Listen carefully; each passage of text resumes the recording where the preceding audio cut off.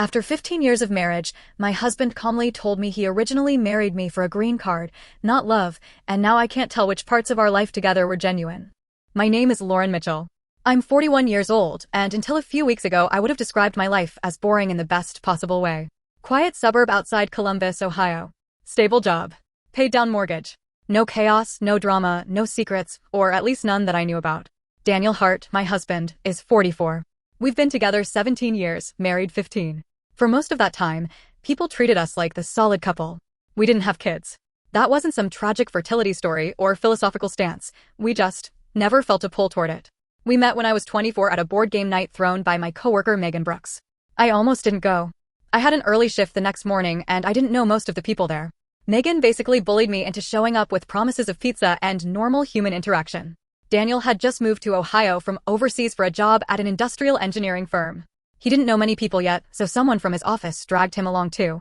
At first, he barely spoke, just watched everyone like he was studying how we worked. Then halfway through the night he dropped this dry, perfectly timed comment that made the whole table laugh. After that, it was like a switch flipped. He wasn't loud or attention-seeking, just quietly funny. Thoughtful. He asked questions and actually listened to the answers. When the night wrapped up, he walked me to my car even though it was parked 10 feet from the front door. It felt old-fashioned in a way that was oddly comforting. He asked if I wanted to get coffee sometime. I said yes immediately, then spent the drive home analyzing every word I'd said like a lunatic. Our first few months together were easy in a way I hadn't experienced before. No guessing games, no mixed signals. He texted when he said he would. Showed up early. Remembered little details, that I hated olives, that I loved thunderstorms, that my favorite movie was one I'd mentioned once in passing. My parents adored him almost instantly. My dad, Robert Mitchell, was a high school history teacher who prided himself on reading people well. After meeting Daniel twice, he pulled me aside and said, "That one's steady. Don't screw it up."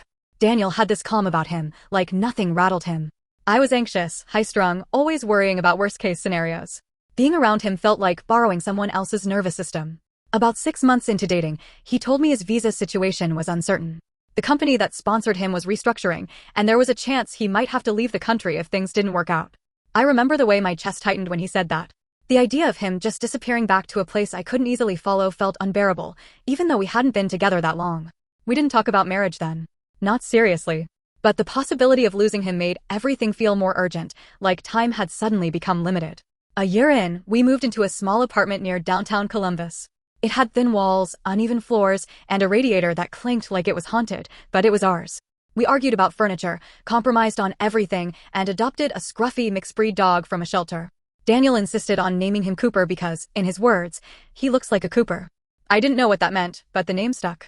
Cooper slept wedged between us every night, snoring louder than both of us combined.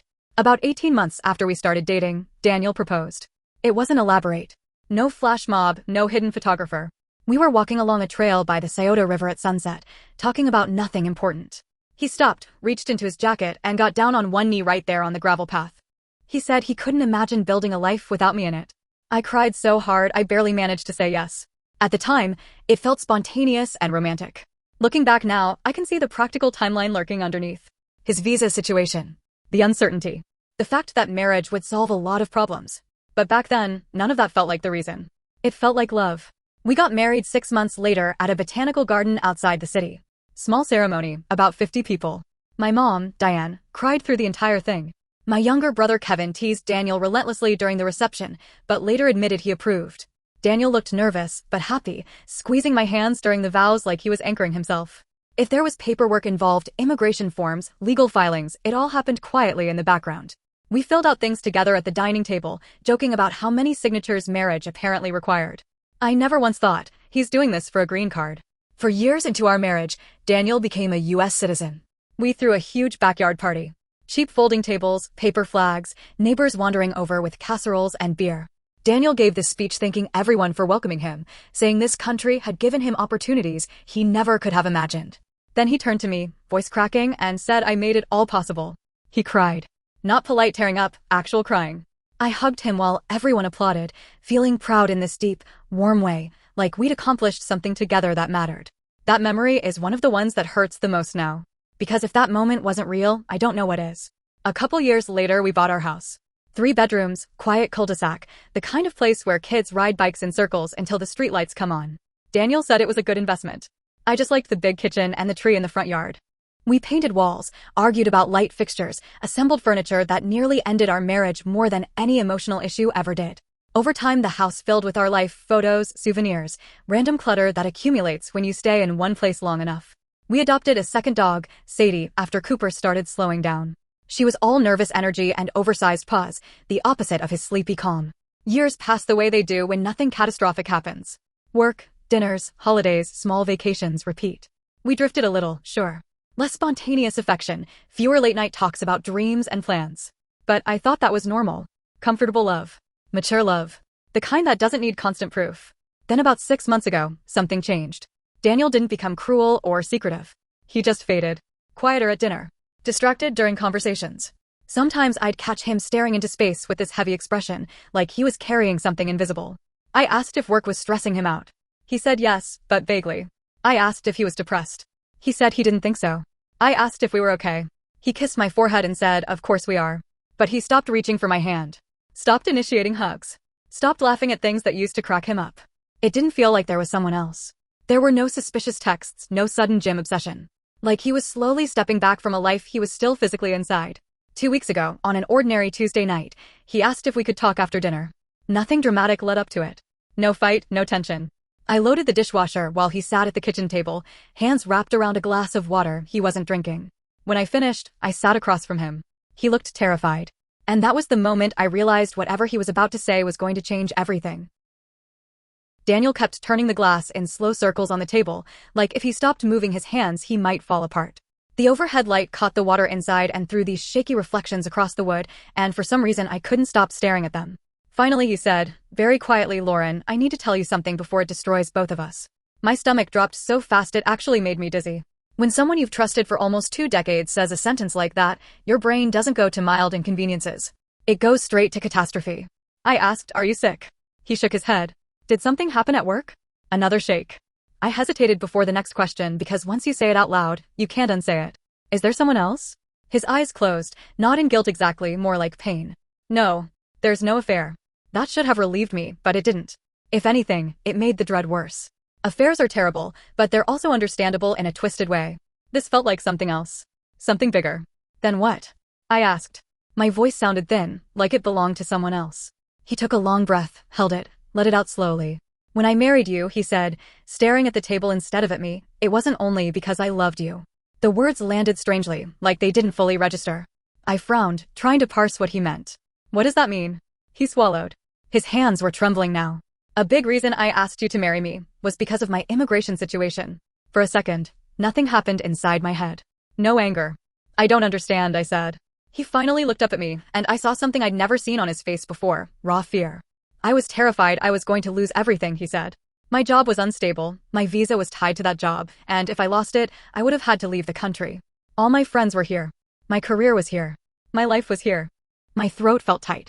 So, you married me to stay. He didn't answer immediately, which was answer enough. Yes, he said finally.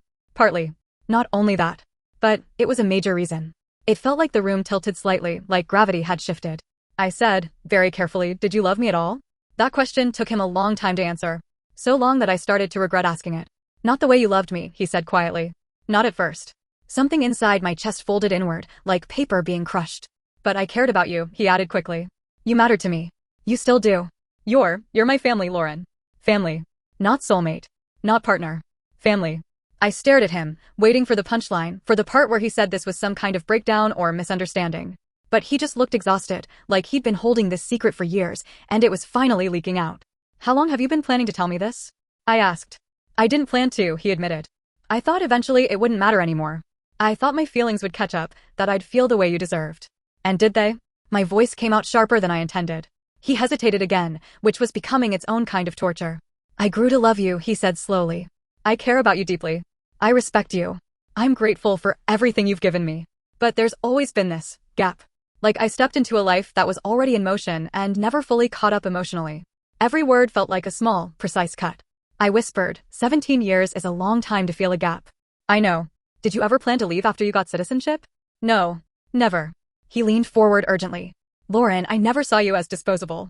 I never thought, I'll use her and then disappear. I thought we were building something real. I just didn't start from the same place you did. My hands were shaking now too, but I kept them flat on the table so he wouldn't see. Did you ever cheat on me? I asked. No. Never. Did you ever love someone else while we were together? No. Did anyone else know? Another pause. Shorter this time, but still there. My parents suspected, he said quietly. They knew I was under pressure to stay, but they didn't know the details. Of course they did, I thought numbly.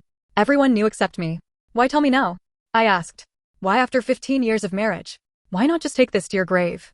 He looked genuinely miserable. Because we keep talking about the future, he said. Retirement. Moving somewhere warmer. Growing old together. And every time we do, I feel like I'm building on something that started with a lie. I almost laughed, except it came out as a broken sound instead. So your solution is to blow up my reality instead? That's not what I want, he said quickly. I don't want to hurt you.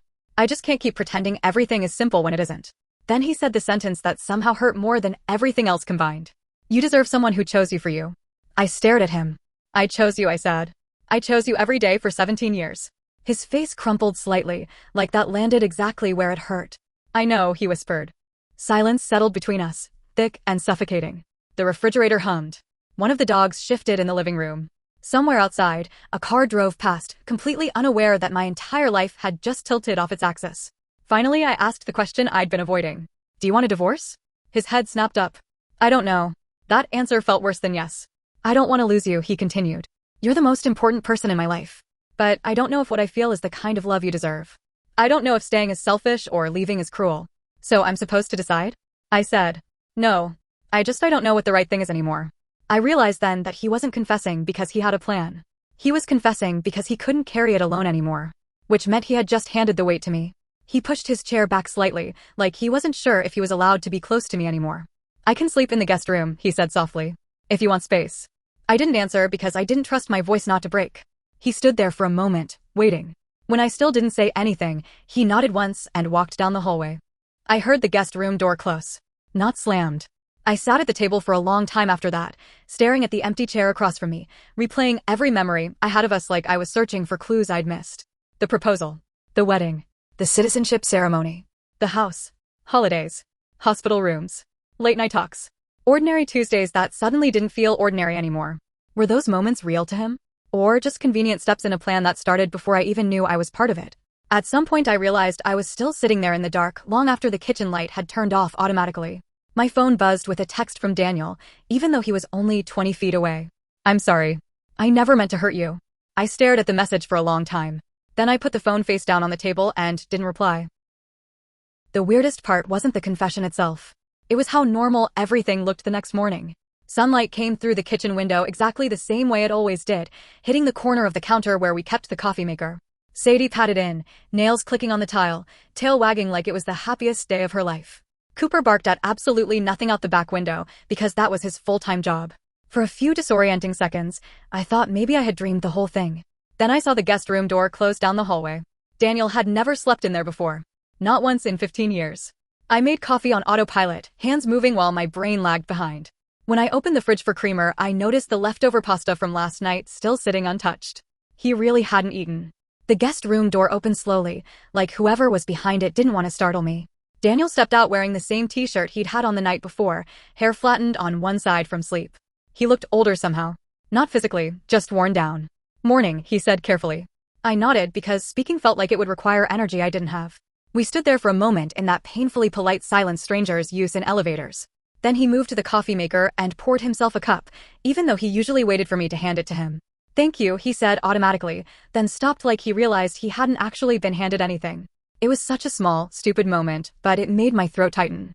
We sat across from each other at the table like we had the night before, except now there was this invisible wall between us. Neither of us knew what version of our relationship we were supposed to be operating under. Finally, he said, I can leave for a few days if you want. The idea of him disappearing suddenly felt worse than him being there. You don't have to, I said. My voice sounded flat, like it belonged to someone sedated.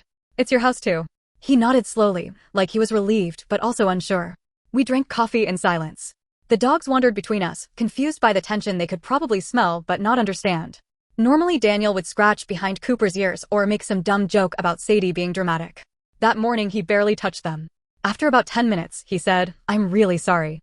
I didn't know what to say to that. Sorry felt like such a small word for something this big. So I just nodded again. He left for work earlier than usual.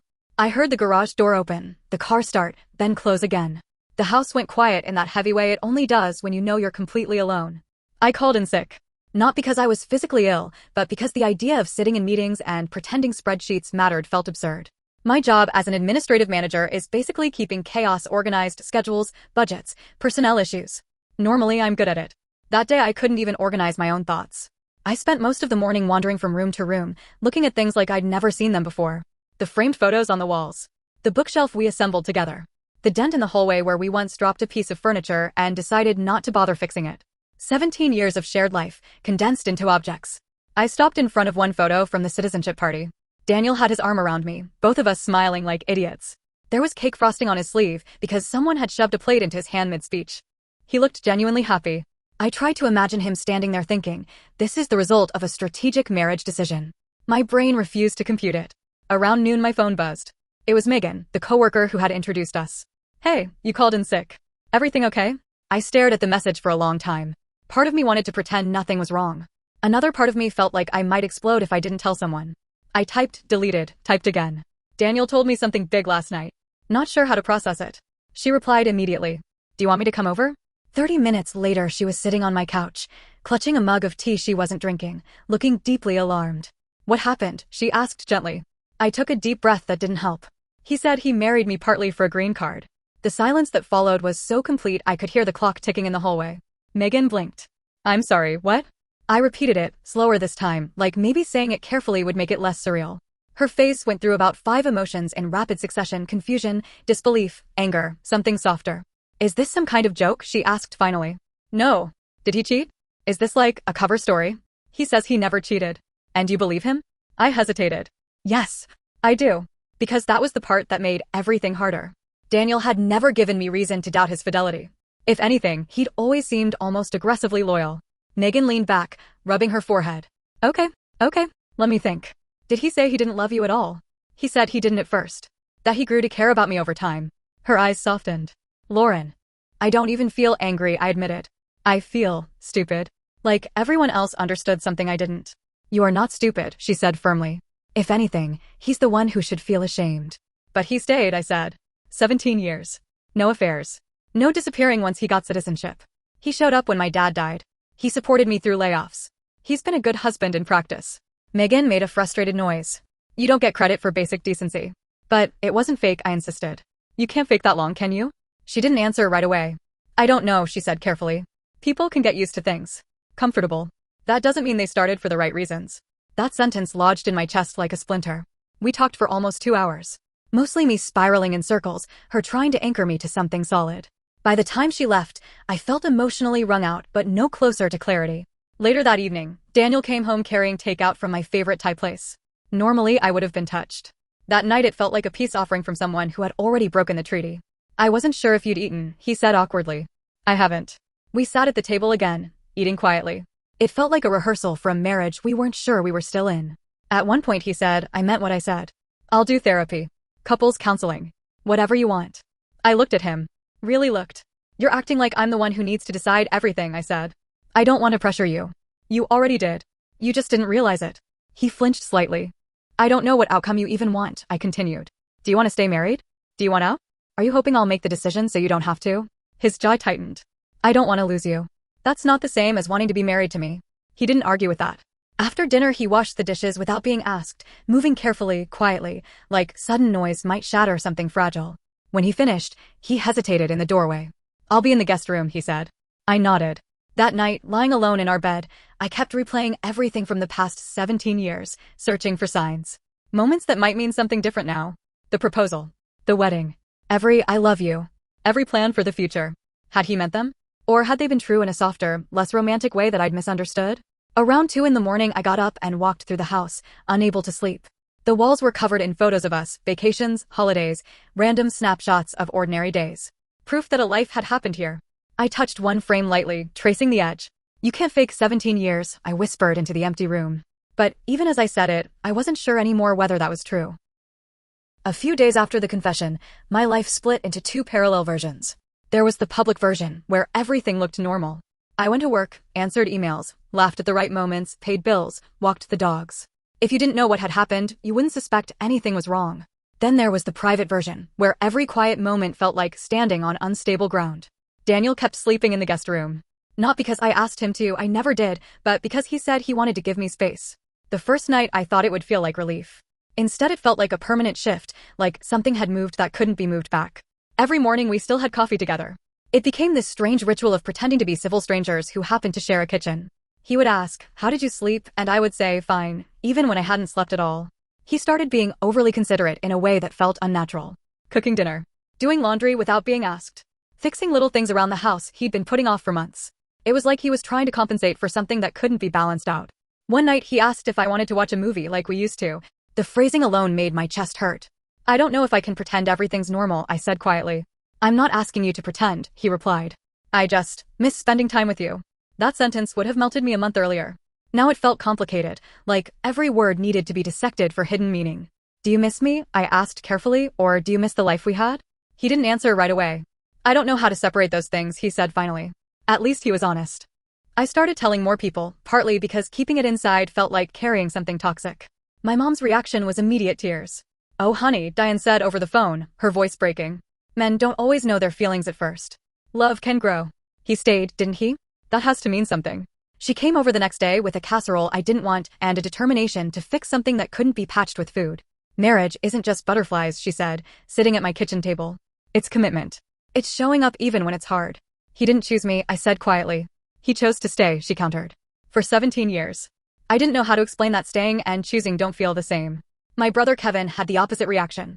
"That's messed up," he said flatly when I told him. "He used you." He didn't leave after he got citizenship. Because it was comfortable, Kevin snapped. "Free house, stable life, someone to handle everything. Why would he leave? That's not fair. Neither is marrying someone for paperwork and pretending it's love." Kevin has always been blunt, sometimes to the point of cruelty, but I could tell he was furious on my behalf. He offered, more than once, to come have a conversation with Daniel. I told him absolutely not. The truth was, Daniel wasn't acting like a villain. If anything, he looked more miserable than anyone else. About a week after everything came out, he asked if we could talk again. Not at the table this time, in the living room, sitting on opposite ends of the couch like nervous teenagers. "I scheduled an appointment with a couples therapist," he said. "Only if you want to go." I studied his face. Dark circles under his eyes. Shoulders slightly hunched, like he was bracing for impact. "Why no?" I asked. "Because I don't want this to be the end if it doesn't have to be." "And if it is the end?" His throat moved as he swallowed. "Then I want to know we tried." I wrapped my arms around myself, suddenly cold. "I keep thinking about all those years," I admitted. "Vacations, holidays, random Tuesdays. Were you happy? Or were you just content?" "I was happy," he said immediately. "Lauren, I wasn't pretending every day. That would be impossible. But you weren't in love with me." He flinched like I'd hit him. "I don't know how to define what I felt," he said quietly. "It wasn't fake. It just wasn't the dramatic kind of love people talk about. So more like roommates who sleep in the same bed? That's not fair. Neither is finding out 15 years later that I was plan A for your residency." The words came out harsher than I intended, but I didn't take them back. He rubbed his face with both hands, looking exhausted. "I thought if I built a life with you, the feelings would deepen. And they did, just not in the way I expected. You became my person. The one I rely on. The one I trust most."